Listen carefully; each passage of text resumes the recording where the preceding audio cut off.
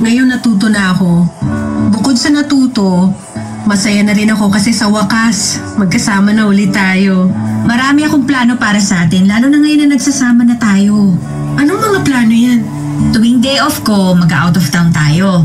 Kahit yung yung malapit lang para makapasyal naman tayong dalawa.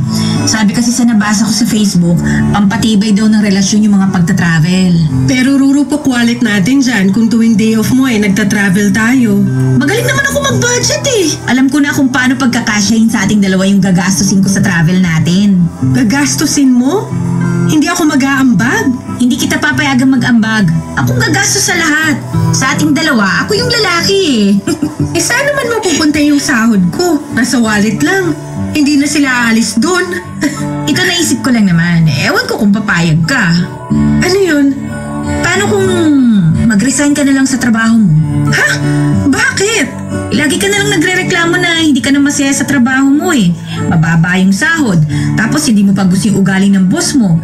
At ngayon na dito ka na nakatira sa bahay ko, mapapalayo ka lalo sa trabaho mo, di ba? Masasal na sa'yo na pumasok sa opisina nyo.